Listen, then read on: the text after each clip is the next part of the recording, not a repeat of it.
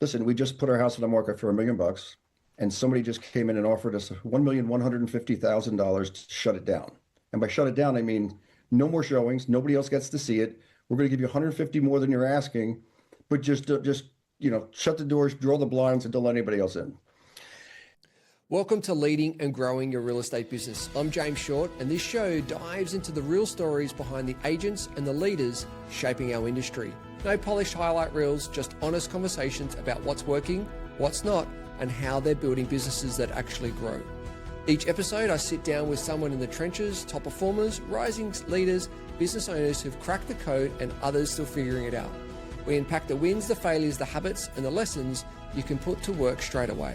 Before we dive in, can I ask a favor? And please subscribe or follow on the platform you're listening or watching this. The more we grow, the bigger impact we can have together.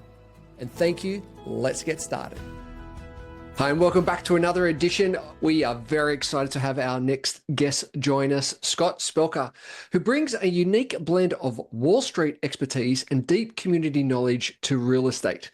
After a successful career in foreign exchange trading, he transitioned to real estate in 2012, choosing Coldwell Banker Realty for their 118-year legacy of excellence. Now 61, Scott leads one in Madison, New Jersey's top performing real estate teams, while serving as the town's official historian. Looking forward to unpack that. Go and check them out at www.spelkerteam.com. Scott, super honored and privileged to have you on the show. Welcome. Thank you. Now, well, you're already in my good graces because you said I was 61 and I'm actually 63. Oh, there you go. So you don't look a day over 45. Yeah, I like to think I look like I'm 61. But yeah, much appreciated. I was just thinking as we're having this conversation, it's about 8:30 New York time. And you are filming out of Australia, correct? Correct. And it's 11:30 a.m. on Monday. Right. Yeah. So I can't tell you how many bad memories I have from my trading days because the foreign exchange markets are open 24/7, but they do close Friday at 5, but they open at the Australian Open, the New Zealand Australian Open. So that would be about 4 hours ago. So I can't tell you how many times I made phone calls into Australia talking to the trading desk to see what's happened over the weekend that has just cost me a small fortune. Various bets I had on the Australian dollar, the yen, the euro. So yeah, there were many times that I was on the phone with Australia at 4:30 in the afternoon on Sunday, all the way up until Europe came in at 1 or 2 o'clock in the morning. So This is a nice conversation for me. I don't miss trading one bit, not a minute in my life, but there's just talking to somebody from Australia at this time is putting goosebumps on my neck. But now take us back to that. Take us back to those early trading days. How, I know you transitioned from trading to real estate, but how did you get started in the training world? What was that? What were those steps and stages like?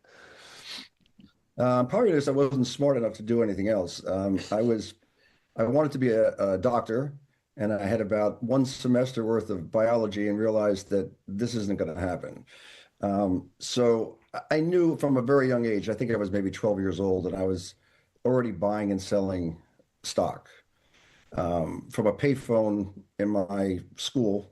Wow. And I was fascinated by the idea you could make money buying and selling U.S. equities without having to cut somebody's grass or do some sort of manual labor. So that was the incentive. So, I studied economics in college. I wasn't a particularly gifted student. And I knew I was going to go to Wall Street. I just didn't know in what capacity. So I initially tried to get into gold trading, precious metals, because when I got out of college in 1985, gold was a big mover in the early 80s. So that's really what I wanted to do. And I got rejected from pretty much, I used to hang the letters of rejection up in my fraternity house room from various banks and investment banks. I eventually got a shot to go to a commercial bank, which is now Bank of New York. It was Irving Trust at the time, to be in the foreign exchange department, which I had zero interest in doing. But it was trading, and it was the Wild West in the 80s. There was a lot of activity. Typically, it was a 6 months training program. And then they kind of eased you into the shallow end and let you do some small trading of some sort. It took me 2 years. I don't know why, but I was getting breakfast for the traders, getting their lunch, staying late till 10 or 11 at night. It was basically, it was like boot camp in the military, I suppose, in terms of the way you were treated. A Wow. couple times I got close to leaving and quitting, but I stuck it out and eventually got my chance. And just about when I was getting my chance, the stock market crashed in 1987. And so that created some different challenges. But, I stuck it out. And within 5 years from that, I was the top trader in the room. 2 years after that, I was running it. And I rode that career pretty hard until 2010. So it was about a 25-year career. Wow, that's incredible. Now, obviously, some very stressful environment, very intense environment. What was, if you look back now, that 25 years, what was some of the key takeaways or the lessons that you've learned over that tenure? Risk management. Yeah, okay. Yeah, absolutely risk management. Fear that things can go the wrong way in a hurry. I mean, I think the worst beating I ever took was I lost about $1 million in 3 hours one afternoon. Oof. Um, and just to give you an idea, your listeners, my goal was for the company. I wasn't a salesperson. I'm going to be clear on that. Salespeople sell something. I wasn't selling anything. I was making big bets with the company's money, which way the U.S. dollar was going to go, vis-a-vis yen, Australian dollar, Canadian dollar, didn't matter. And my goal was to make $5 million a year for them. And if I did that, they were probably going to pay me 500,000 US dollars. So we're talking about 1991, 30 years ago. So today's money is probably $1.5 million. So it was a lot of money for a 28-year-old kid that was basically couldn't afford to fix his car like 2 years before to all of a sudden be getting bonuses of hundreds of thousands of dollars. So to lose $1 million in 3 or 4 hours, you're looking at roughly 2.5 months worth of work. Wow. And it really, it's not just that you have maybe 2.5 months to get it back. That's just to get it back, not to get ahead. And then of course the financial crisis in 2008, where personally I saw a lot of wealth go out the window. But I never thought a stock like Citibank could go from $50 to $1. I mean, $1. It's unbelievable. Wow. I remember saying, I can buy a Big Mac and it's going to cost me more than one share of Citibank. So I have a very, very healthy respect for risk. And that enters into my real estate decisions as well. I know that for many times people are buying or selling a house, there's a lot of risk involved, especially on the buy side, because for most of these people, they're usually fairly young, and it's a huge commitment for them to buy a house. It's in my particular area, everything's kind of the typical house here is almost $1 million. So it's a big commitment, and a lot of them spend more time, I would say, researching a car or a dishwasher than the house. I mean, it's amazing to me. They'll look at a house and like, we're ready to write an offer. I'm like, holy smokes. I mean, it's like, you want to see it again? I mean, what it's like when sometimes you're going to go buy something, maybe a new set of headphones, whether you're going to get Beats or Bose, you're on Amazon reading the reviews to see, what do people like better? You really research it to death. Maybe now you're asking ChatGPT, but so that risk for buyers is a risk that they're not paying too much. There's risk involved. And as a person that does real estate sales, you're putting money out advertising. Yep. So it's like, is this a good use of my money? Is it the ROI, the return on investment? Is that going to be something that makes sense? So it's a different type of risk, certainly, than Wall Street. But Yeah, definitely. I do feel like that I do bring that element to the table. I don't always know when it's going to, present itself. But when it does, I think I have a pretty good idea of weighing what the pros and cons of the risks and rewards. And that's kind of the explanation I sometimes will give sellers. They say to me, listen, we just put our house on the market for $1 million, and somebody just came in and offered us $1,150,000 to shut it down. And by shut it down, I mean no more showings, nobody else gets to see it. We're going to give you 150 more than you're asking, but just shut the doors, draw the blinds, and don't let anybody else in. And so it's not for me to say whether they should take that deal, but it's for me to present them with potential, options or things that have happened in the past that I've experienced. And that actually did happen, and we turned it down. And I present the risk to turning it down, that the buyer gets pissed off and just walks away. Yep. In this particular case, the buyer, when having to face competition from other buyers, ended up coming up $75,000 more, only to lose by another $100,000. Whee! So the seller, if they had taken that deal, would have left 175,000. Yeah, it's been 175,000 on the table. Wow. Now, if they made the decision to take that deal, that's fine. I just present to them that I think this buyer is not going away. I think when we show this house in 5 days and we have multiple offers and we present that, I say, everybody give us your highest and best offer. There's a very good chance that this buyer isn't going to disappear. And there's a very good chance this buyer actually may increase their offer. And I've seen it many times. Even the CEO of Anywhere, which is now we're owned by Compass, Coldwell Banker is part of Anywhere. Sotheby's and just a few other real estate firms are within that umbrella group. But the CEO of that company does live in Madison, New Jersey. That's where the headquarters are. And he lives I could walk to his house in about 4 minutes. He had a similar situation with a house he was selling where he was offered a certain amount of money off market to just get it done. And, I advised him against it, and we ended up getting $350,000 extra. Fantastic. So that's great. It's a different type of risk, but some of the things from my Wall Street background have definitely helped me with real estate. Yeah, amazing. And I like that because it's so important having that risk management associated to every decision that you make. And that transition from Wall Street to real estate, what prompted you to move into that direction? What was some of the thinking behind it? Obviously, you did your risk management behind it, but what was that journey for you of that transition? Well, it wasn't a straight line to real estate. There was a little detour along the way. I knew I wanted to get out, and I wanted to get out for 10 years for a variety of reasons, which I'm going to bore your listeners with. But I knew I wanted to get out. I knew whatever I was going to do next was probably going to be a dramatic pay cut. So I went back to school while still trading to become a teacher. And the thought of teaching U.S. history and economic history, personal finance to primarily high school age kids, which would be 14 to 18, appealed to me. Coaching sports, I could do that as well.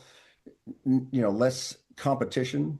So, you're not competing every day like you were on Wall Street. You're not competing with the history teacher across the hall from you. It's just a different environment. And I was looking to do something different. So I did go back, completed the coursework. I student taught at a local high school. By all accounts, I wasn't horrible. That was actually, it's not risk, but you talk about stress. There's a lot of stress in trading, but there's a lot of stress getting up in front of 18-year-olds that are for 2 or 3 months from graduating that really don't want to be there. It's starting to get warm in April and May. They are just so far ready to be done with this. And you have to get up there in front of them, know what you're talking about. Kids will read right through it if you don't know what you're talking about. And you have to also make it interesting. So that was a real challenge. And it was a little bit, I would say in some respects, more scary than some of the bets I made on Wall Street, because you're up in front of 20 kids that are just going to expose you in a heartbeat if you're no good. The problem was when a lot of us graduated, it was just so hard to get teaching jobs. There were like 300 applicants for one position. Oh.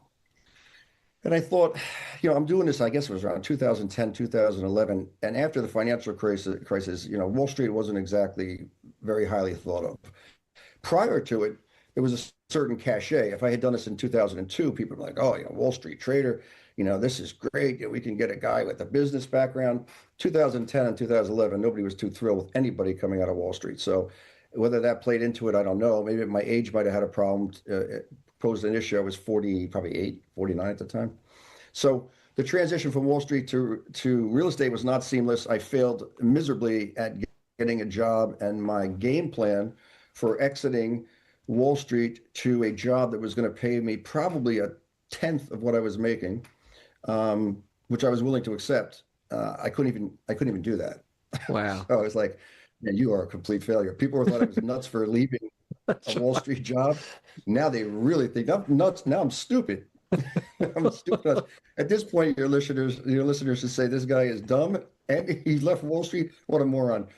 Let's hang up and go watch TV. So anyway, that's the transition to real estate was one that I begrudgingly took after 3 years of not working. with no purpose, obviously no money coming in. And I had 2 kids going off to university. Um, it was kind of like swallow your pride and go into a field that you really didn't have any desire to do. So I took the test and I said, all right, I'm going to try this. And if I don't like it, I'll just quit. So I'd say about 6 months in, the competitive juices started flying and Love it. flowing. I didn't really think that it was a competitive industry. I Yep. just figured, your phone rings, you pick it up and you're like, you want to sell your house? You sell I'll go something. over. Yeah. But after 6 months, something just, after 3 years of not being on Wall Street, something just tripped in my brain and the competitiveness came back. And I remember distinctly saying to my wife one day, she says, what's with you? Something's different. And I just looked her in the eyes very intently and I said, I'm back. And she says, what do you mean? I said, I'm back. Love And it. she's like, she knew exactly what I meant because I used to trade around the clock. I'd be in my kids' school thing and I had to leave the room to make phone calls and trade. I'd be in a movie theater with a screen in my hand looking at the price action and leaving to make trades in the lobby. She knew that I was back in terms of that competitiveness. So yeah, I mean, it was slow going in the beginning, and everybody tells you, it's 5 or 6 years before you can get going. I had the advantage that I was from the town that I'm in, Yep. and a lot of connections and people that kind of knew who I was. But that wasn't going to be enough. So the first year, I think I made about $50,000, and I spent 45 of the 50 on advertising everywhere. Yep. Everywhere. So it got to the point like people thought I was doing quite a bit more business just because anytime I did any business, I promoted the hell out of it. The next year, I think I made 100,000 and I spent 50 or 55. And my wife, not exactly a math major, but she pointed out to me that after 2 years, I had made something like $27,500 per year. And that somehow that was barely going to cover our medical expenses for, US healthcare is expensive. So I was like, honey, I'm like Amazon. I'm building the base here. I love it. It's all revenue, no problem. So, and then, it started to pick up even more and more. And the fixed costs of advertising and marketing and all the other things that real estate agents pay for. And that's the other thing I didn't realize, how many people try to sell real estate agents something, whether it's coaching, trying to sell me things that open wine bottles with my logo on it, sell me a spatula, sell me squishy things, pens, you name it. There was constantly people emailing me or calling me trying to sell me something. So the fixed costs kind of hovered around the same amount, but the revenue, of course, kept going up. And then I made a brilliant move, if I do say so myself, and that is brought my wife into the business. Fantastic. So she was not exactly thrilled to, not even to go into the business, but just work with her husband. Yep. So, but yeah, that was a game changer because, as I like to say, everybody knows me, but everybody likes her. Love it. There's a subtle difference there. And she's just better at a lot of different things. I think women in general, there's some things that they bring to the table that most guys aren't particularly adept at. Yeah. So I tended to be very, Wall Street, everything had to be very quickly turned around. And in some respects, that's good because I was very, very on top of everything. Anything needs to be done, bang, it's going to get done. But sometimes people just want to be heard. And sometimes they just want to have their hand held, walk through the process, really spell things out in a very slow, methodical manner about how things are going to go and everything. And I didn't have that patience. I had to, for 3 years, I really had to kind of adapt in a hurry to that. But when my wife came on board, she's just so much better at that aspect that she just took over a lot of those things that I focused on the marketing and the contracts, the negotiations. Negotiations is where, I used to have to negotiate the bonuses for my traders. So, they would come in at the end of the year looking for a gazillion dollars, and I had to try to somehow have them go away thinking they got paid well enough not to quit on me. So negotiations were pretty serious and intense on Wall Street. So when you get into negotiations with real estate, it doesn't hurt to have that background as well. Fantastic. I love the transition of a lot of your skills and a lot of your characteristics from the trading days into the real estate, because I think it hits so many positive buttons around that. And also being aware of the different personalities with yourself and your wife, and really leaning into both of your strengths and coming together as a great force together, which is fantastic.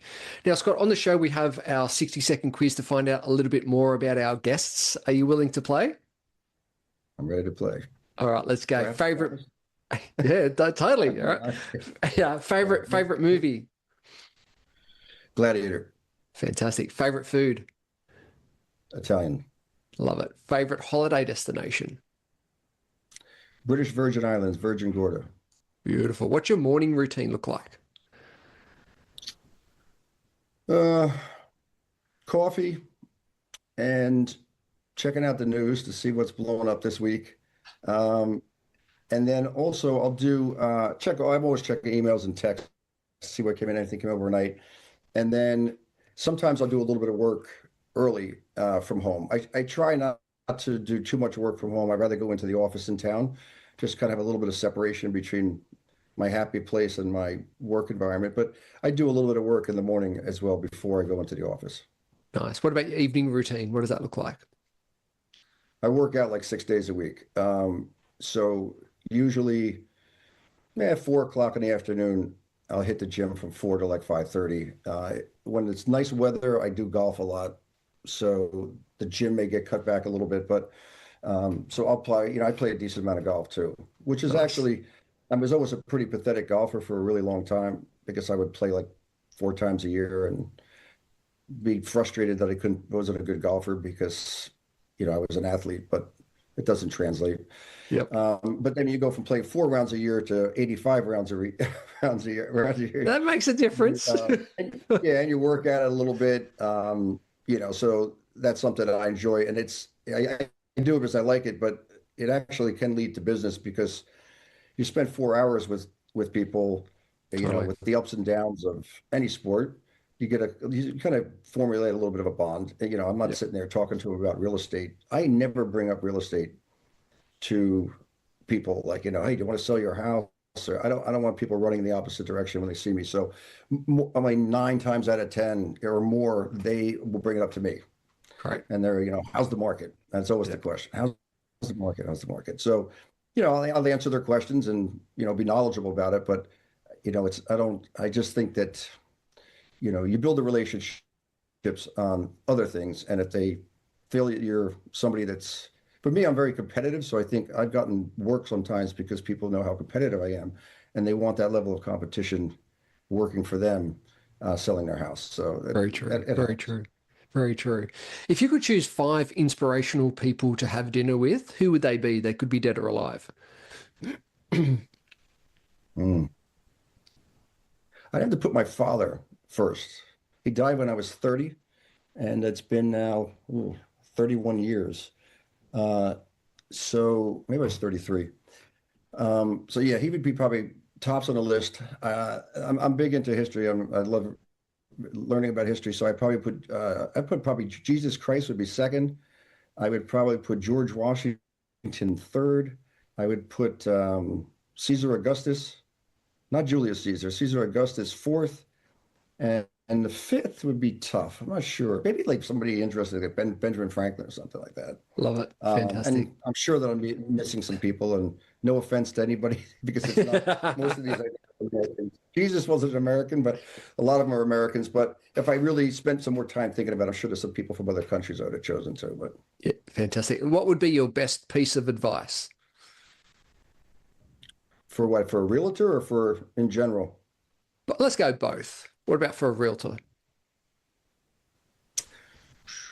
You just got to be out. You got to be out. You can't be sitting in your house. You've got to be in a bar. You got to be in not a nightclub. Organizations, preferably something that you're genuinely interested in. That's the way you meet people. It could be on a golf course, it could be on a pickleball court. It could be anywhere. You just have to be out in front of people for them to, kind of know you, get to know you, trust you, or want to do business with you. So that would be, one piece of advice, I think, for people even if you've been doing real estate for a while. I still think you can't just rest on your laurels and just send out mailers and, put up billboards or advertising or some sort. You still kind of have to be out there. So that would be my main advice. Get out there. Fantastic. Fantastic.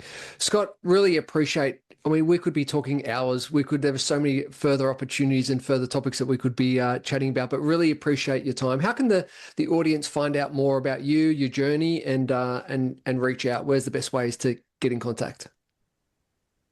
Well, if you just Google us, I'm sure there's a lot of YouTube videos that I think people may find amusing. I did that earlier in my career.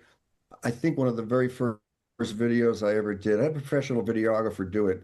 There was a house in town, some friends of ours, I mean, a big, beautiful house. And I asked them if I could borrow their living room to shoot a video. And they said, yes, that's fine. We won't be home, Tuesday morning at 10. And I said, could you get a fire going in the fireplace? And they say, yeah, well, I'll start something up. And I said, oh, one small detail I shouldn't leave out. I'm going to be bringing in a 50-pound pig. A pig. I said, yeah, I'm going to be bringing a pig into the house. And they said, is it going to, urinate on my floors? I said, no, that's not the issue. I'm more concerned about the hoofs scratching the floors. And they said, what is with the pig? I said, well, I had a custom jacket made for the pig. They went over it, and it was embroidered, and it said, Spelker Real Estate Team, business is sizzling. And the pig wore that, and the pig had blue nail polish on, which actually was Coldwell Banker blue. It was a kid in town.